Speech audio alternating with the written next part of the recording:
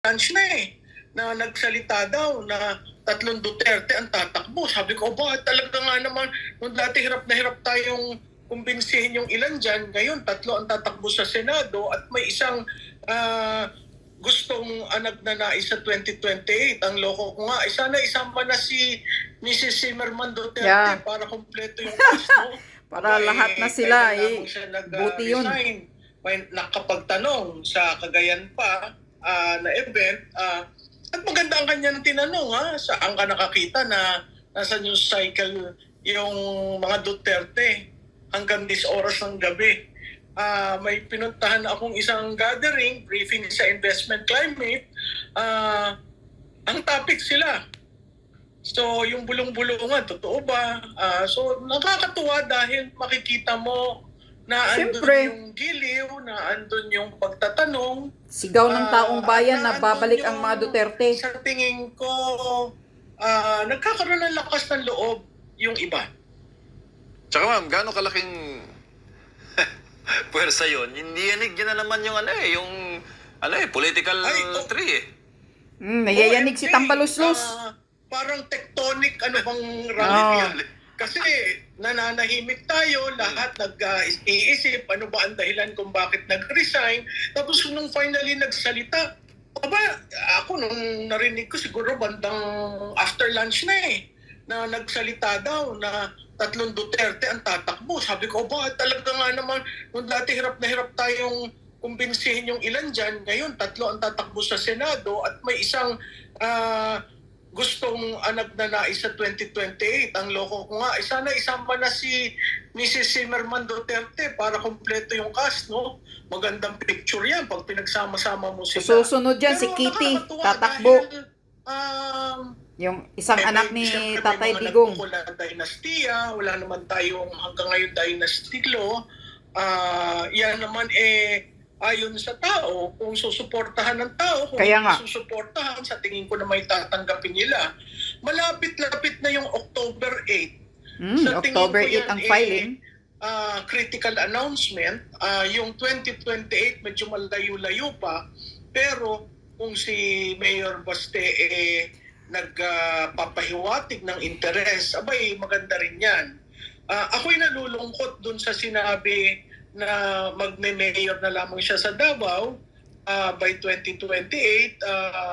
Tingnan natin, lahat naman sa politika very fluid Kaya nga. Ma'am, do you think testing the waters yung ginawa ni VP? O do you think, syempre, di ba? Nayayanig na si Tambaluslos. Kinakabahan na.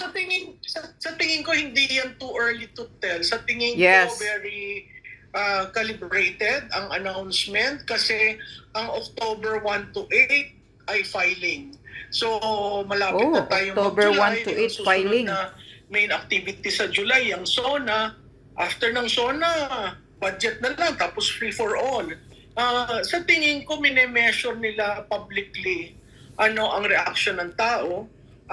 Of course, nahahati yan. Merong maka-Duterte at merong ayaw ang Duterte. Pero imaginein mo kung aayawan nyo ang Duterte, ilang bang pamilya meron sa Senado? Hindi ba ang boto ng Villar, 2? Correct. Daming magpamilya dyan. 2. Sa Senado. Ang boto ng Estrada, 2. Doon lang sa 3 pamilya, 6 na boto yon. Cayetano, mag-asawa.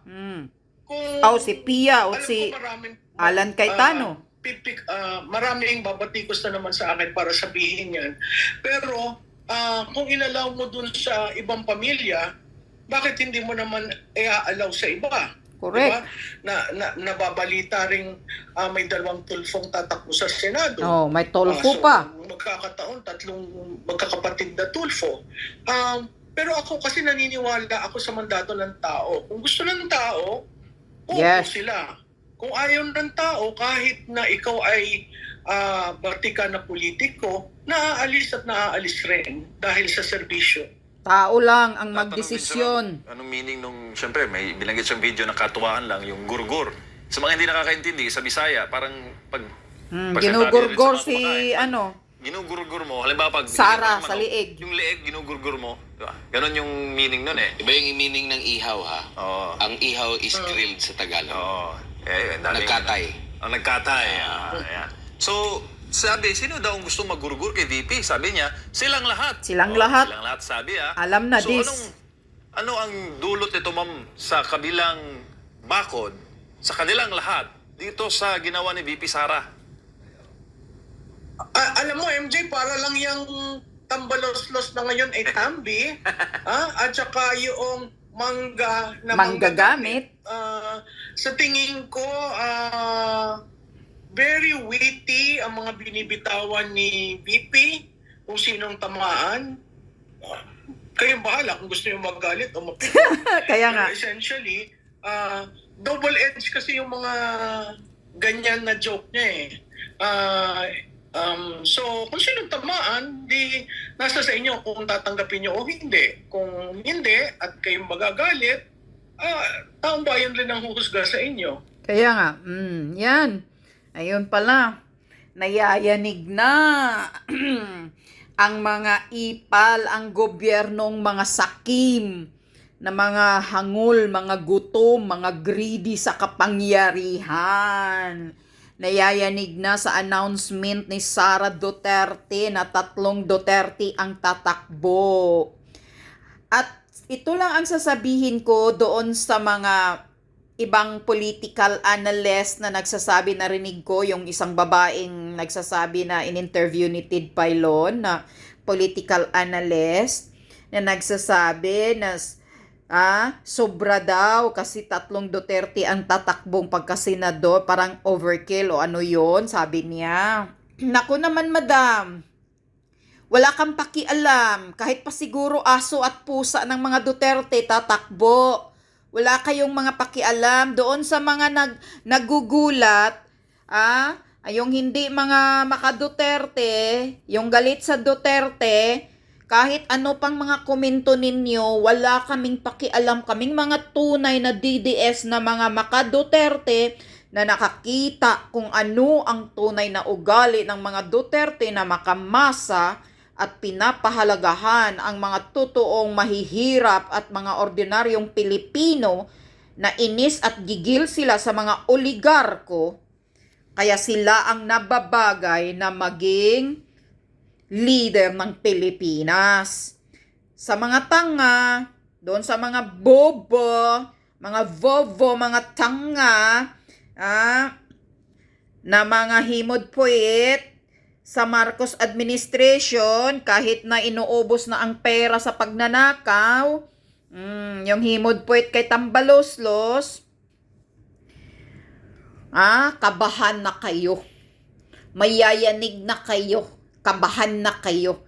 Dahil kahit ano pa ang sasabihin ninyo, mga basher ng Duterte, kahit ano pa ang sasabihin ninyo, hindi nyo kaya pa rin ang Duterte. Sikat pa rin dahil maraming nagpapatotoo, maraming mga ordinaryong tao na nagsasabi ng katotohanan kung ano ang nagawa ng mga Duterte, lalo na sa Davao, lalo na yung pagka-presidente ni PRRD, marami siyang natutulungan, maraming nagawang mabuti para sa kapakanan ng taong bayan.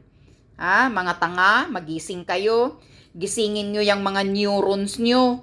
Buksan nyo yung itim ninyong puso para maintindihan ninyo kung bakit maraming nagmamahal sa mga Duterte. Gisingin nyo yung tanga nyong utak. Yan ang tandaan ninyo. Bakit? Mahal nyo ang Marcos? Totoo talaga kayong mga bangag din kayo. Nagmamahal kayo na kayo, gusto nyo ang Marcos, di parehas din kayo, mga bangag din kayo ng utak. Hindi nyo nakikita kung ano ang kamalian, ano ang ginagawa ng administrasyong Marcos ngayon na sobrang abusadong gobyerno. Lalo na si Tambaloslos. Sobrang nakawan. Nasaan na ang mga budget? Ang budget, grabe. Tinatago. Pinapalabas ayuda. Pinapamigay ayuda kuno. Pero naniniwala ba kayo na yung ayuda wala silang naibulsan yan? Mas malaki pa sigurong naibulsan nila dyan. Pero ngayon, kabahan na kayo. Yan lang ang masabi ko. Kabahan na kayo. Sana nga tatakbo. Kaya ito ang tingin ko kung bakit tatakbo ang tatlo. Si PRRD talagang tatakbo siya pagka senador. Siguro hindi sa personal niya, kundi may galit na siya dito kay Bangag. Baka may galit na siya sa administrasyong ito. Kaya napilitan ng tatakbo si PRRD, the Punisher. Tapos, at saka siguro dahil matanda ito ang tingin ko, dahil matanda na si PRRD, na gusto niyang tatakbo pagka senador, tapos matanda na siya, kaya siguro itong si Pulong at si Basti tatakbo na rin para gabayan ang ama nila na may kasama sa Senado. Para hindi na makapurma ang mga ipal na mga at kawatan na nandyan sa Senado. Yan. Yan, mabuti yan. 3 sila sa Senado. Para talaga kung mayroong ipal, hindi na makapurma, madisiplina yung mga abusadong senador at mga naghari-harian. Yan. Kahit ano pang gagawin ninyo, wala tayong monarchy, wala tayong batas diyan sa tingnan niyo si Villar. Matagal na yung nanay. Tapos si Manny Villar na nanalong senador, mag-ina. 'Di ba? O yan. Mag-ina. Kaya wag kayong husgahan na 3, grabe talaga na mga overkill, mga matakaw. Hindi. Wag yung sasabihin yan. Dahil sila ang tinutulak ng taong bayan. Kaysa yung iba, katulad ni Villar, ewan ko, anong nagawa ni Mark Villar, parang wala naman akong narinig. Ngayon na nasa Senado na. Ang Estrada, magkapatid. Si Ejercito at si yung isa. Si Cayetano. Si Alan Cayetano at si Pia. Yan sa Senado. Ito pang mga Tulfo. 'Di ba? Party list. Yung anak ni Raffy Tulfo, 'di ba? Party list si Sino yung lalaki na mataba? Tapos yung asawa, tapos si Raffy Tulfo, senador. Tapos si Erwin Tulfo, party list din. 3 sila. So ano yan? Nagbulag-bulagan na lang ba kayo, mga taong bayan? Kasi ang tinitingnan nyo, Duterte na lang ba? Bakit? Yung iba okay? Ang mga Duterte, bawal tatakbo ang buong pamilya? Gusto ko pa nga, tatakbo si Kitty. Sana si Kitty pagka tamang edad na, magtatakbo na rin pagka politika Yan, buong Duterte. Para hahampasin kayong mga walang disiplinang mga para madisiplina itong mga kawatang politiko. Ngayon, simula ng barangay captain, barangay chairman, hanggang pataas, mga magnanakaw under sa Marcos administration. Yan ang katotohanan. Kaya pag makaupo ang mga Duterte, madisiplina kayo. Diyan kayo, mapuna kayo, mga ipal kayo.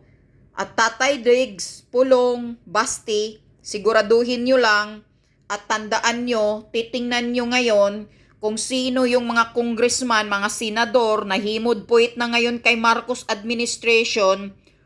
Huwag niyong kukunin, huwag kayong makipag-alyansa, huwag niyong isali sa grupo ninyo itong mga himod-puwit kasi siguradong maraming didikit na naman sa inyo. Alam naman nila na popular pa rin kayo mga Duterte, sikat pa rin kayo, lalo na si Tatay Digong. Number 1 pa rin sa survey. Tinutulak pa rin ng taong bayan na tatakbo si Tatay Digong besides na matanda na siya. Kaya siguro gusto din ni Pulong at ni Basti maging senador para mayroong kasama si PRRD sa Senado. Yan, ilibing nyo yung mga ipal na senador at mga walang kwinta na puro lang nagpapasyay ng upuan. Walang nagawa. Kabahan na kayo. Kahit anong sasabihin ninyo, tao lang ang maghusga kung sino ang iboto nila. Gusto namin ang mga Duterte, sisiguraduhin namin mananalo ang 3 Duterte. Okay? Mga basher, nga kayo. Sana matuloy na tatakbo ang 3 Duterte. At sa 2028, sana matuloy na tatakbo si Baste. Nga kayo, mga buaya sa posisyong Marcos Romaldez.